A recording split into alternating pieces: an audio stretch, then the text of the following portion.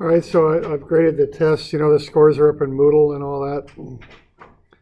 Can I have a look at this, I suppose?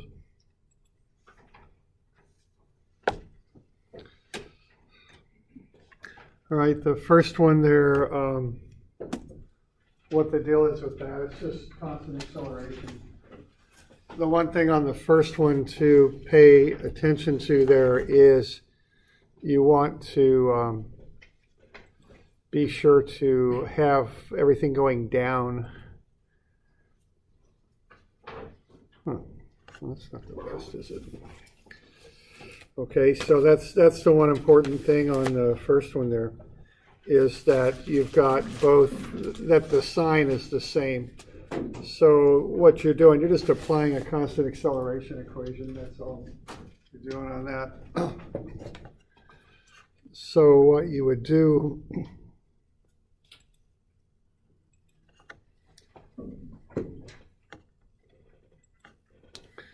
is that, you know, you just use V equals V0 plus AT. And just be sure that you've got everything with the same sign. So it's 29 meters per second plus the acceleration, which would be gravity,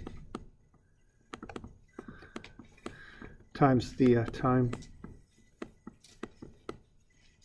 And then I'm just calling positive down. Okay, and that equals 64.8. Like so. Okay, the next one there, that's variable acceleration. So on the next one there, if you got variable acceleration, you have to use calculus for starters. You can't do that algebraically because algebra assumes the same acceleration over a given interval, and the acceleration is changing. So on this one here, you're going to want to use the relationship that ADS is equal to VDV, all right? And then you want to go ahead and plug the stuff in. Okay, so that'll be 0.3 minus 0.8 S ds. And that's going to equal the integral of VdV.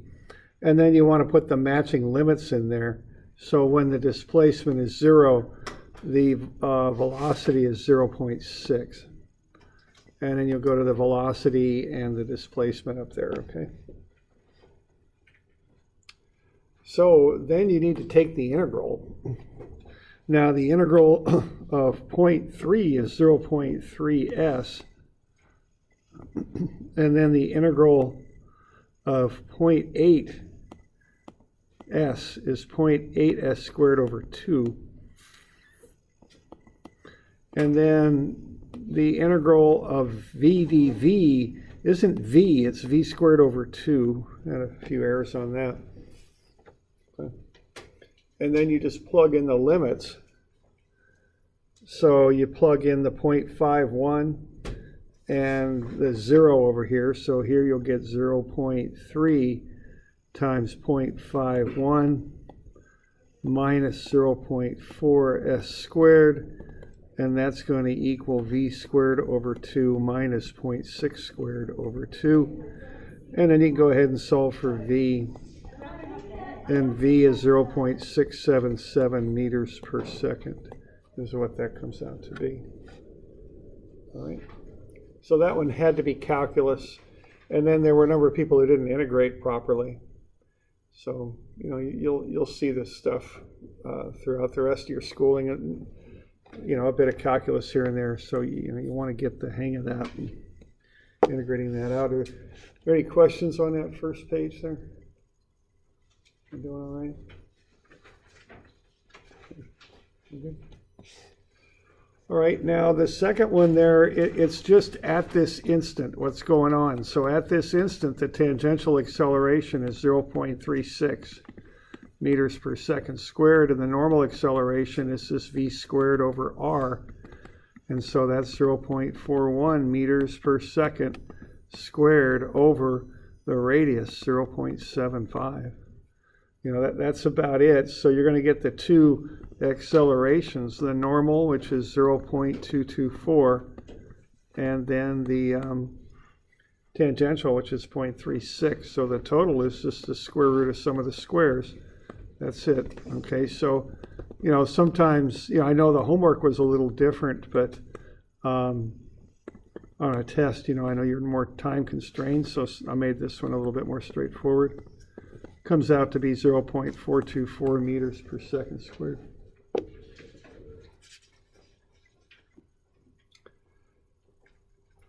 All right, now the next one, so we got any questions on that one?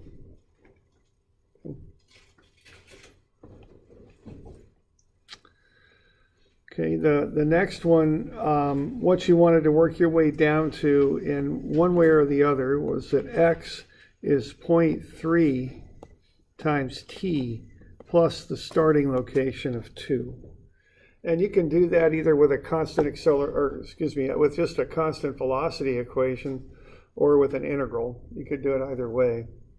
But somehow you had to get to that. So what you've got is a constant velocity in the x direction of 0.3. So if you just take rate times time, you'll get the x distance. But you have to account for the fact you're starting at x equals 2. So that's 0.3t plus 2. Okay? So that's what x is. And then you know that t is equal to 20. So if you plug 20 into that, you're going to get x is 8. So when the time is 20 seconds, x is 8. So what y is then is just 64 times whatever x is to the minus 2 power. So y ends up equaling 1. So the answer is just 8, 1. Okay. That's about it on that one. Okay. We okay on that one?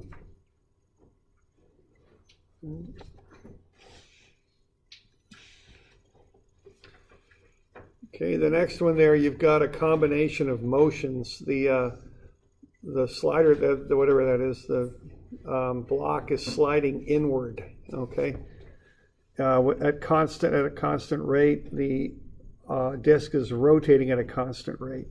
So that's going to make for a spiral motion, the inward motion in the rotation. So theta dot is 1.2. Theta dot dot, because that's constant, is just 0. R dot is 0.25. R dot dot is again 0 because that's a constant. Now what's happening here is for the radius, what that's going to be is where you start at, 0.94 minus the constant inward rate. So that's 0.25 t. So when you plug in t as 0.84, what you get is 0.73. That's the radius at the given time. So there are the 5 things that you need to plug into the formula. Okay, so the acceleration then is r dot dot minus r theta dot squared, and that's the radial component, plus r theta dot dot plus 2 r dot theta dot for the transverse. Okay, and that's on your formula sheet, of course.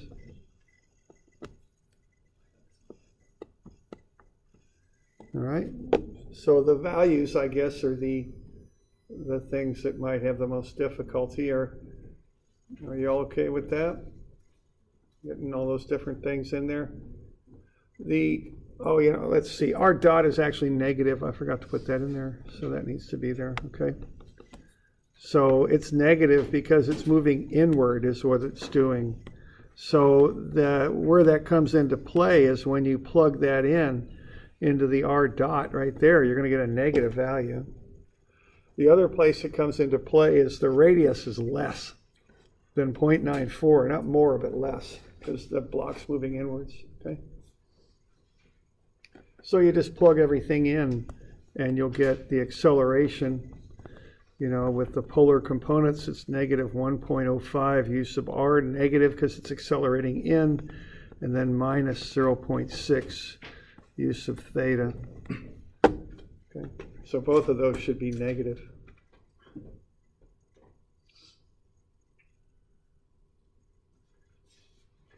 Got any questions on that one?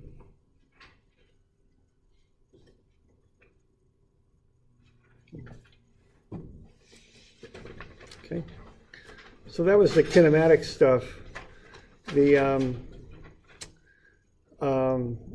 F equals ma stuff is here. Now on this one, you need to figure out a couple of things, and there's some places where people tripped up a little bit on it. First thing is that 1520. I intended that, I used the word net force. So that included the friction, okay? That I didn't intend for you to do any more in that. So that was the total force on the car. Now, if you put friction in there, even if you did, it would not be mu Fn because wheels have a different way of figuring out friction. However, you know, enough people misunderstood my meaning there that I tried, if you put friction on the car, I just tried to work through it and check your answer from there. So, you know, if you had friction in there, I didn't penalize you for it. I guess it appears I just didn't word it well enough because there were a number of people who misunderstood that. Okay, but my intention there was to just have the 1520 as the total force on the car, including the drive of the wheels and the friction on the wheels both. That was my intention. Didn't quite work out that way, but so, you know, again, that's getting back to the importance of showing work. You know, some of you did fine on that, and I was able to follow the friction through and all that, and I didn't take anything off for it because, you know, obviously enough people had trouble with that where there was probably some communication problems, so I didn't want to take off for that. Okay, so I'll just say that off the bat. Okay, now the other thing you need to do is you need to get this frictional force on the ramp. Most everybody did okay with that, although, you know, you had to account for the fact the ramp was angled, and when you did that, the frictional force came out to be 322. All right. Now, the other thing, though, you had to account for was there's a component of the weight that acts down the ramp, and that equals 490. Now, the total weight of that block came out to be 2354 newtons. That was the total weight, you know, and then you did cosine of the ramp angle, which was only 12 times 2354, and that got you the force of the weight that's normal to the ramp, and that was 2303, okay? And that's the normal force also, and when you multiply that by the 0.14, you get the 322 friction. But the other thing you needed to do was to take sine of 12 times the 2354, and that got you 490, and that's the component of the weight that goes down the ramp. That's why if you put a block on a ramp, it might slide down on its own because part of the weight is acting parallel and down the ramp, okay? So you needed to pick that up. There were people who didn't pick that up. Okay, now if you're going to do this, you got to decide how you're going to approach it. You got to pick one method or the other, and I'm bringing that up because there was people who kind of did a little bit of both, and it didn't work out. So what you want here is if you're going to do the whole object, what you got is, I guess I didn't say that well, if you're going to take the block in the car as one object, you got 1520, and that goes on the left, of course, because that's a weight. That's part of the statics equation, all right?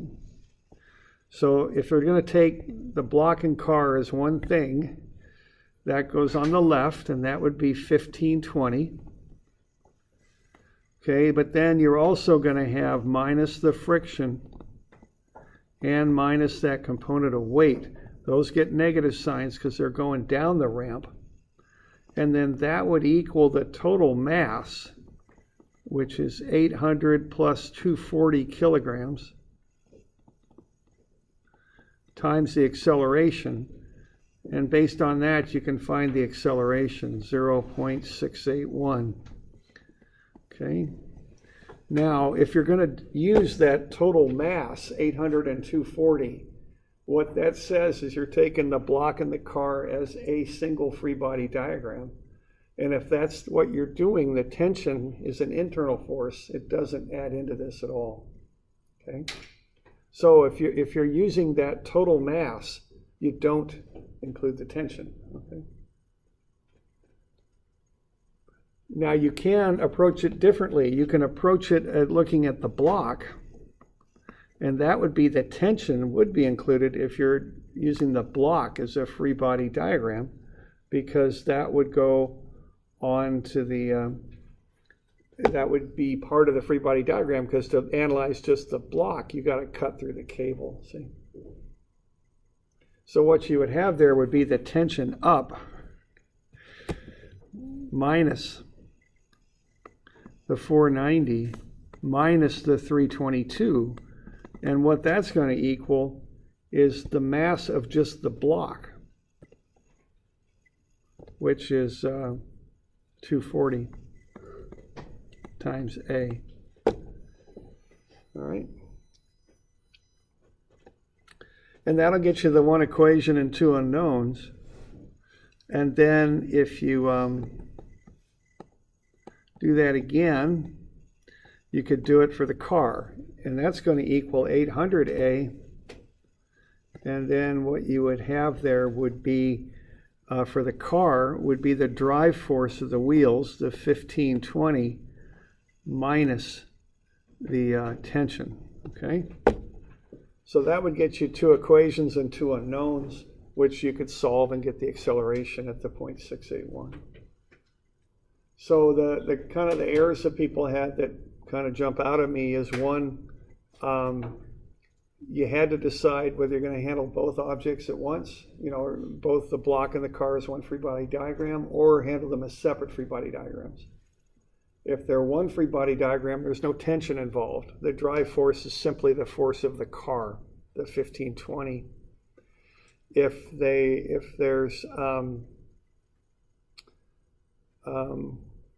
you're handling this two free body diagrams, then the tension does get involved. Okay. All right, now you do have to generate one or the other of those equations to solve for the tension, and you could use either one. I use the bottom one because it's just a bit simpler. And then you plug in, after you solve for the acceleration, you could plug that in, solve for the tension. It's 975 is the tension when you get it. Okay. Yeah, question there. So if you're just looking at just the block, why is it 240 kilograms plus the 800 kilograms of the car? It's not. If you're looking at just the block, it's just the 240A. It's that top equation. T minus 490 minus 322 is equal to 240 times A. Okay. Okay. All right. So we good with that one? Any other questions?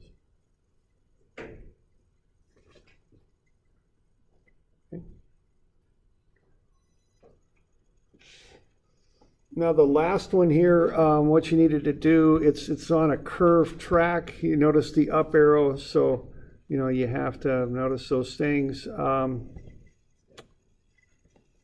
What you're going to have here is the normal acceleration, and that's 6.72 meters per second squared. Okay, that's going in towards the center of that arc.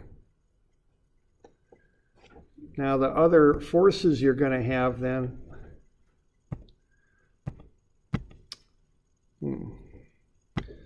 locking up here a little bit, there we go. All right, now the other forces that you have are the normal force, which I showed going inwards. The weight, which is 68.7 newtons, that's straight down, so that makes a 60-degree angle in here between the normal and the weight. And then that 51 Newton force on account of the spring.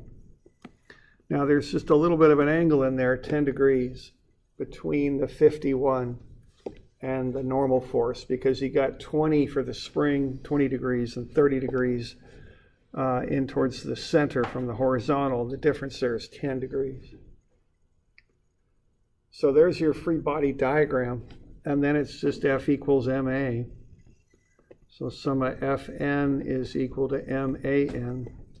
And then you just got to be sure you got stuff on the proper side of the equation. So Fn minus cosine 60 times 68.7 newtons.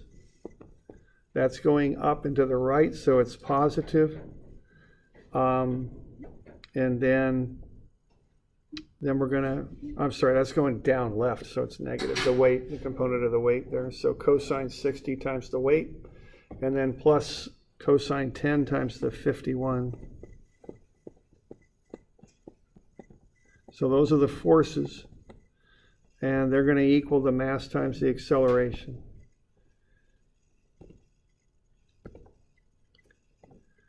So the mass there is 7 kilograms.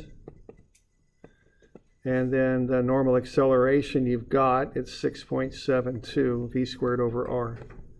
So that's meters per second squared. And there you've got just one unknown, it's Fn. So you can work through that and solve for it. So Fn is 31.1 newtons, and it acts up and to the right.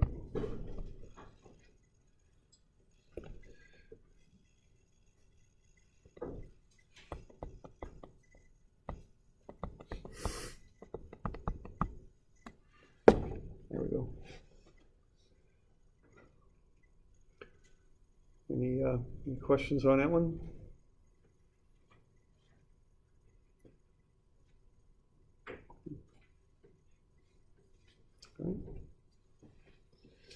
Okay, so that's that one. The average was about 77, I think, on that. Something like that. Okay. Looking at this spring one, I would assume that the normal force would go the other direction away from the force of the spring. Well, so the question there is, you'd assume that the normal force would go away from the center. It might be. I mean, it kind of depends on the combination of factors. You do have to generate that normal acceleration in towards the center, which requires some force to do it. But then you also have to resist the pull of the spring as kind of a static type reaction too. And the weight, is factoring in there too. So it's really just kind of how those things sort out and how the balance of the math works out. Yeah, so the normal force is what's resisting the pull of the spring then? Well, the spring is pulling the block in towards the center, which is part of what's required for the normal acceleration. Yeah. If the spring doesn't generate enough force to overcome that plus the weight, it's going to need some help, essentially. Now, the other thing, too, is if you assume the normal force was down left, you just would have got a negative answer for it, which indicates it would have gone up right. So, I understand what you're assuming there, but it kind of depends on a balance of factors. As far as getting an answer, it really is kind of irrelevant because you just pick one, and if you get a negative answer, you picked wrong, you just turn it around. I mean, that's really about all that it amounts to if you're just looking to get an answer out of it. Okay.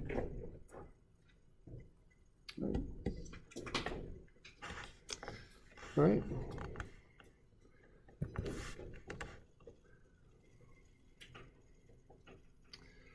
Okay, so that's that one.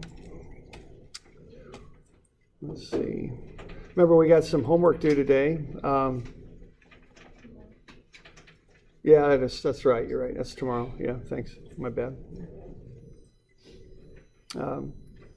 So, yeah, that homework's due tomorrow. You can turn it in today if you like, but you can turn it in tomorrow too. Okay. Oh, okay.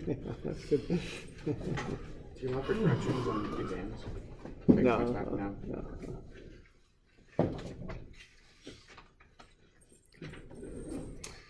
All right, now let's look at some other aspects of momentum. And let's look at the interaction between objects. You kind of think of them as collisions, but they don't have to be. Here's a real old photo, used to be kind of World War II vintage, a plane landing on an aircraft carrier, which I just think is kind of pretty high on the list of crazy things to do. Okay, and what's going to happen is when the aircraft lands, it's going to interact with the aircraft carrier. Now, of course, an aircraft carrier has so much mass, it's not going to affect the aircraft carrier a whole lot, but it is going to push that aircraft carrier forward a little bit as it slows down. So you have these reactions between objects, and they can be collisions or other types of interactions. Okay. So I've got a little bit of an example here.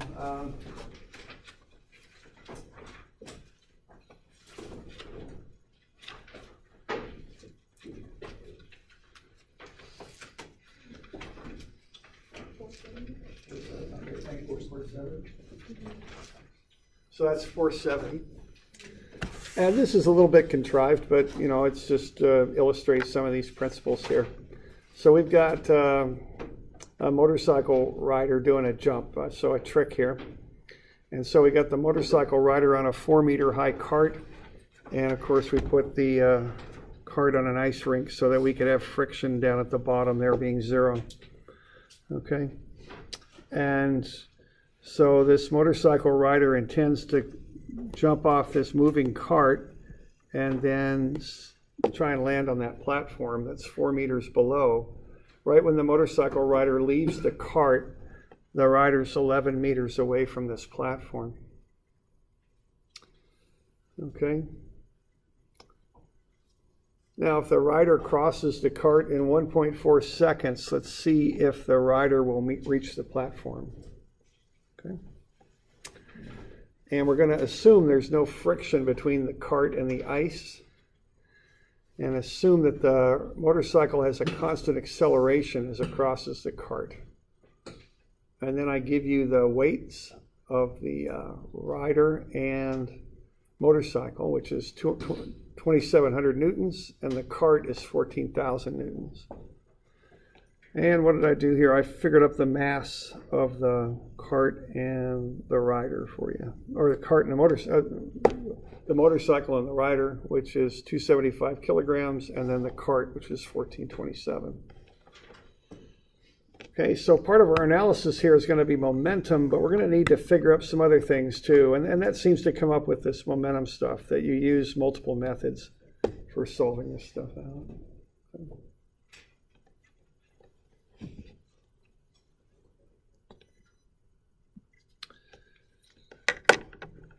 So we want to see the motorcycle is going to leave that cart right at when the motorcycle is 11 meters from the platform. Want to see if the motorcycle rider is going to make it to the platform. Okay. So for starters, we've got constant acceleration. So I did a bit of constant acceleration analysis there. S equals S0 plus V0t plus 1/2 ACT squared. So given that, I got down to the constant acceleration. It's 9.18 meters per second squared. So that's the acceleration of the motorcycle across the cart.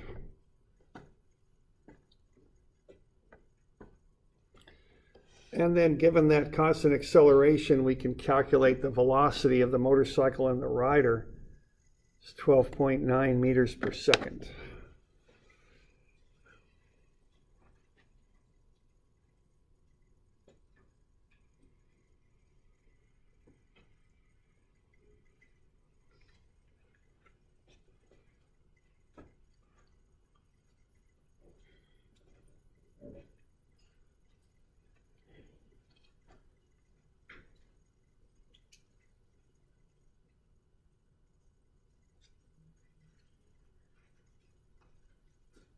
Okay.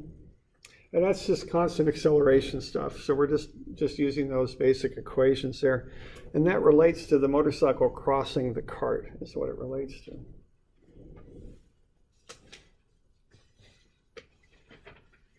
So we get down to a velocity when the motorcycle leaves the cart of 12.9 meters per second is what we end up with there.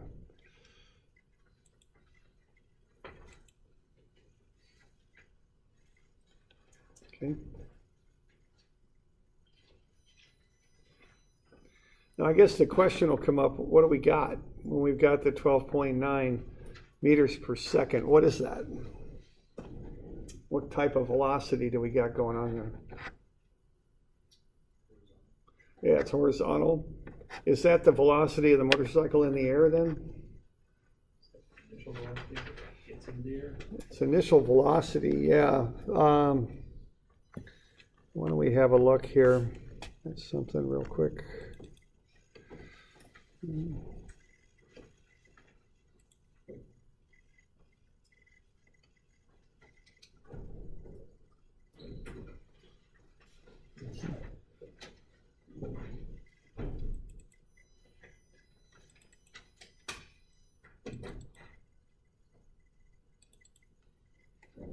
Because when the motorcycle's moving forward, what's going to happen to the cart?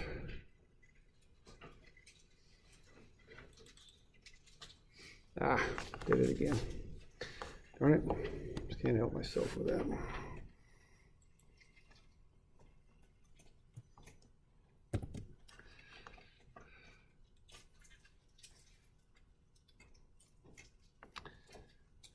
Movies and TV. I think that must be up there in that task. All right, let's try this again.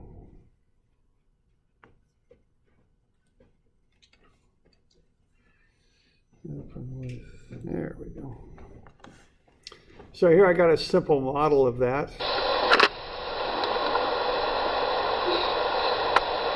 So what's happening to the cart when the motorcycle crosses it? So the roller's the motorcycle, the cart's the thing below. See what's going on there? The cart starts to move backwards, doesn't it? Because the motorcycle's crossing it to the right, but there's no friction to hold the cart, so the cart starts to go backwards. Okay? So that's what's happening there. So we're going to have to account for that. Okay. Now, if we to account for that, what type of velocity would you call that then? Yeah, it's relative velocity is what it is. Okay, so we have to understand that and account for that. We just can't go calling that the velocity of the air, in the air of the motorcycle. That's the velocity of the motorcycle with respect to the cart, is what that is.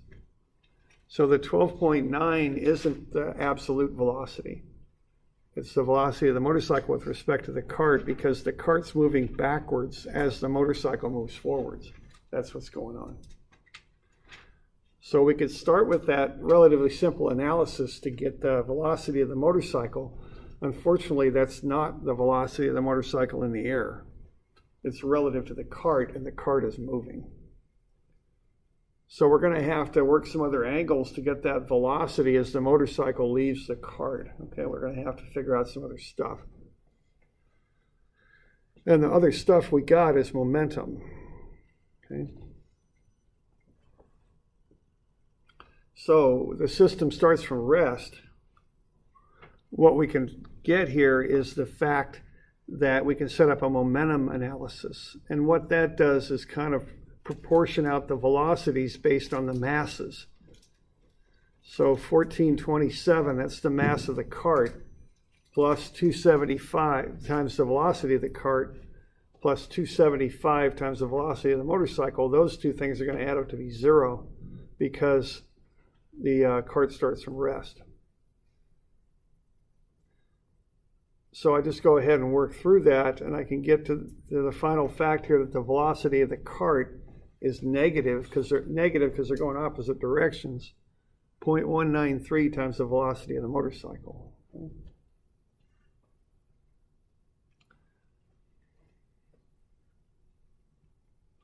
So I can get the ratio of their velocities based on knowing the masses of the two objects that are interacting.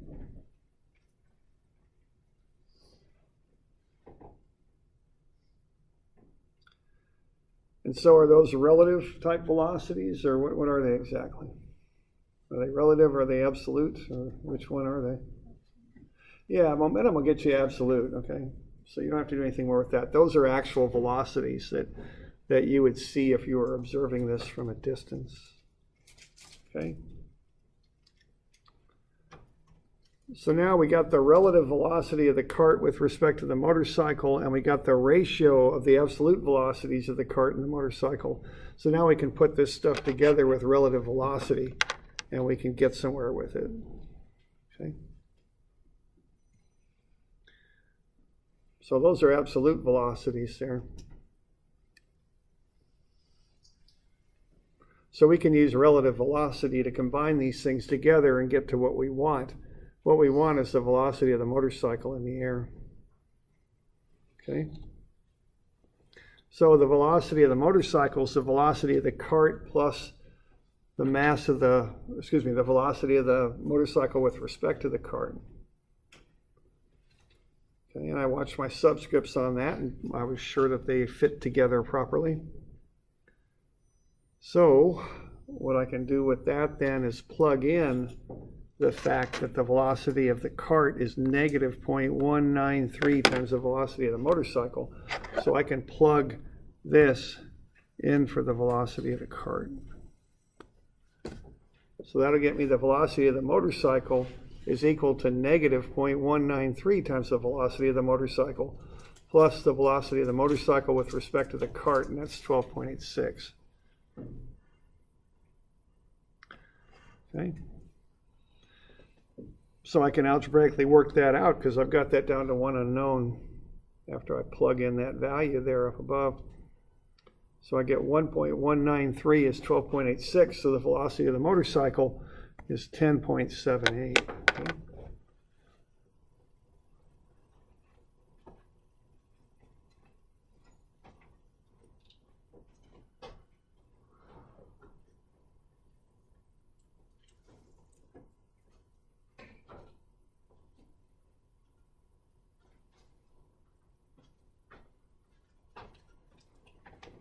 Right.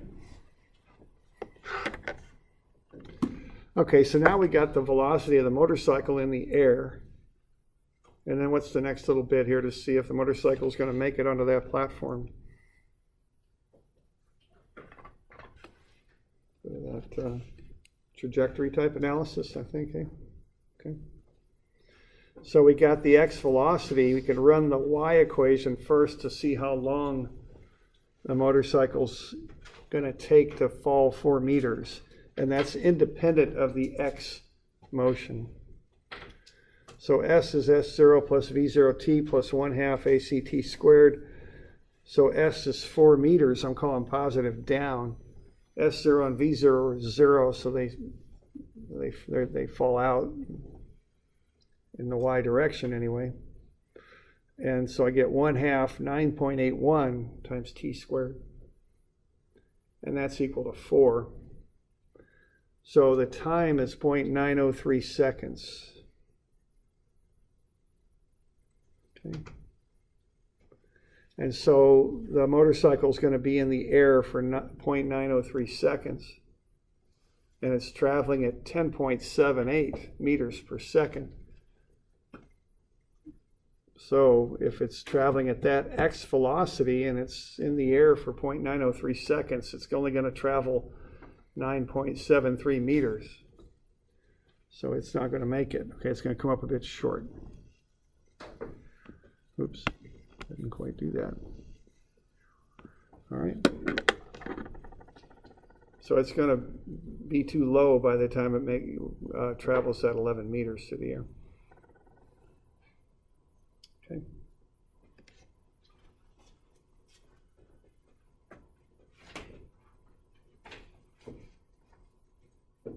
All right. Now we got 251. That's due next time, and then I'll get you at 240. It's 244.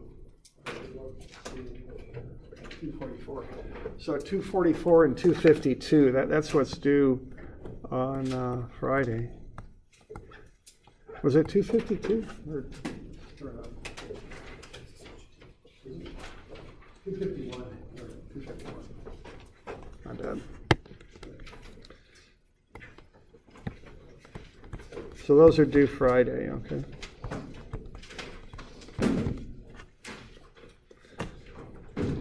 Is that the 9th? I can't remember. I think it's the 9th. All right. So there you go. We'll go over those tomorrow if you like. Okay. All right. So we'll call it good.